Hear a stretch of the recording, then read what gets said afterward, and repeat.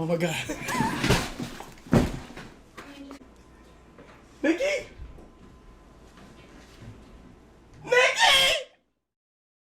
What's good, you guys? This is KCA News, keeping culture alive, because that's what we do.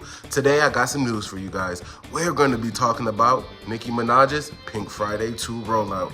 And if you don't know what a rollout is basically the promotion surrounding a project or a brand when it is presenting something new. So let's go ahead and talk about how Nicki Minaj is changing the entire music industry with her music rollout. So, Nicki Minaj has been receiving a lot of backlash for her seemingly minimalistic approach to promoting her album Pink Friday 2. Take a listen to the critics who, I believe, some of the baby paid. You know what I hate? I hate that, this album didn't have a bigger rollout. Like, I'm mad that the album just dropped. Like, we knew it was coming out, but it's Nicki Minaj. Like, I don't even know who she signed to. Universal still? I'm not sure. I don't know who she signed to, but whoever she signed to, it's just like, Nicki needed and deserved a bigger rollout. What did you want? What would it look like? A record? Like, she got records on this album. Like, why wouldn't a single come out? You know what I mean? Like, Right into this, as you can tell by the title of this call, this rollout. Because let me tell you something. I'm not going to make this. Nicki's rollout for Pink Friday 2 was a literal mess, and I'm a Nicki super fan, stan, barb, whatever you want to call it, and everything in between. But I have to be honest, the decision she's making is not helping the album at all, and her lack of good... Now, while all of these things in theory may seem great, a big budget, a big marketing campaign, being every single where and oversaturating yourself in the market so that the news of whatever you're trying to promote is out there. This may seem like a good tactic, but what happens when you're spending all of this money in marketing dollars and you're not seeing a return? Take a look. Money on the video. Yes. And a lot of people nowadays aren't doing that. And I remember back in the day, people used to spend millions, like $1 million on a video. Yeah. So what's a lot of money on a video? This one I think is like, how much? $2 million? Woo! And I want to say no one does that anymore.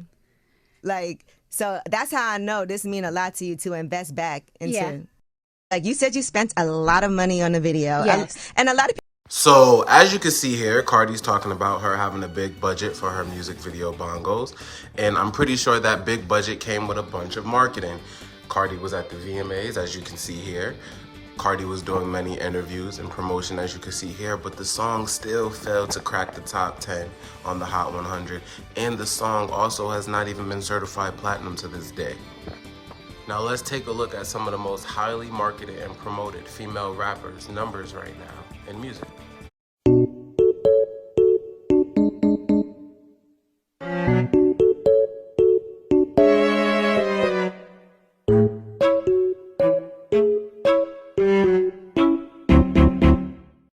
Do it! Just do it! Oh my God! Wow! Now, as you can see, all the girls here have had big budgets. You guys known they've had albums coming out. They've been marketed and promoted all over social media. They've had high budget videos. They've done the whole shebang. But for some reason, Nicki Minaj, who keeps getting criticized for her marketing genius, came out on top with the highest first week sales for all the female rappers this decade. Now, let's get into the marketing genius of Nicki Minaj and how she was able to majorly market and promote herself without virtually spending much money at all. I'd like to note that even though a lot of people were looking for a lead single from Nicki Minaj, rollout. What did you want? What would it look record? like? Like, she got records on this album. Like, why wouldn't a single come out? You know what I mean? Like, she provided the fans with a lot of music and buzzer singles. And a promotional or buzzer single in 2023 or 2024 or 2022, it looks a lot different than it would 10 years ago because we have streaming and music has to get cleared and everyone wants to get paid when their music goes on the internet. Nicki Minaj worked with many different artists and many different demographics, which opened her up to new audiences in this new generation, which may not be too familiar with all of her catalog. And it just helped her hit many different target audiences who may not just listen to her all the time in general. From Ice Spice to Lil Uzi to Juice WRLD to Young Thug to NBA Youngboy to Kim Petras, Nicki Minaj was hitting every nail on the mark and opening herself back up into audiences like she herself was a new artist.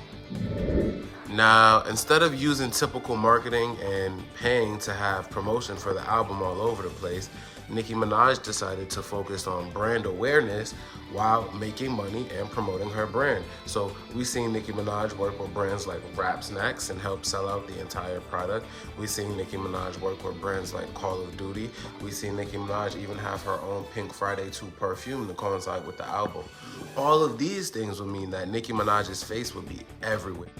Even now, I see Nicki Minaj's face when I walk in 7-Eleven, Walmart, Target, the corner store. You see Rap Snacks everywhere. Every time I get on the game to play Warzone, there's someone playing with a Nicki Minaj skin. When you go to JCPenney or you go on Amazon, you see Nicki Minaj on the bestseller list for her perfume. It's very hard right now to escape Nicki Minaj's brand. And the brand awareness helps drive attention to what? The album that's coming from the brand. Now, think about this. Nicki Minaj is getting paid to have her face everywhere now. She's not paying to have her face on anything. So Nicki Minaj is in fact making money while the promotion all leads back to whatever she's promoting. Because if her brand and her face is everywhere, when you go back and you search Nicki Minaj, you're gonna know she has an album out. And everyone's doing that right now, hence the sales. Now, on top of these marketing tactics, Nicki Minaj also hosted the VMAs not once, but 2 years in a row within her album cycle promotion, because the actual lead single from the album, Super Freaky Girl, debuted at #1 on the Billboard Hot 100, the first female rap song to debut #1 since Lauryn Hill in over, I believe, 20 or 25 years. So you have to understand the marketing genius that's behind bringing the brand awareness to get. And one last thing that Nicki Minaj is no stranger to, controversy. But the difference between what Nicki Minaj and a lot of other artists is that her controversy usually translates to sales because people are interested in her music. So Nicki Minaj was taking shots like she usually does. And she even said herself, if you're someone I don't like, then it's for you. If you're a female rapper, I don't this shot's for you. However you want to take it. Whichever one of y'all want to take it. You understand? And that gets the people going. It stirs up conversation about the music and gets people to go listen. 700 on the horses when we fixin' to leave. But I don't fuck with horses since Christopher Reeves. I will never slippy like a Mickey. Stay in your Tory lane, bitch. I am not Iggy. So, instead of paying for billboards and ads and music videos and this and that, Nicki Minaj did features. The features have to have a budget for her to be on their music videos, which brings more awareness to her brand. Nicki Minaj is getting paid to have her face on Rap Snacks. Nicki Minaj is getting paid to be on Call of Duty. So, whereas other artists are spending money to promote themselves, Nicki Minaj is making it. Now, one might ask me, how does this change the music industry? Well, first we see Beyonce, who released no music videos for her album, have a successful #1 album with a #1 single and a sold-out war tour. I just got tongue-tied. I'm editing it out though. Now we see Nicki Minaj, who dropped her album. People were confused as to if there was a lead single, complaining for a lack of videos, and saying there wasn't a big promotional push for the album specifically within itself, but yet the album still was the best-selling female rap album all of 2023, and it was only released in December. And she has the highest first week sales for a female rapper this entire decade. Now, how is that if the rollout didn't work or it wasn't good? It's important to note that maybe a day or two, no more than that, Nicki Minaj's fans took to the internet to create Gag City, which was an AI virtual world where everyone could partake in Nicki Minaj's album being rolled out. You could go in and create your own Gag City character. There were Gag City stores and houses, and every brand in America basically took part in Gag City, which started making the album awareness go up even more. So what does this all mean, and why is this gonna change music?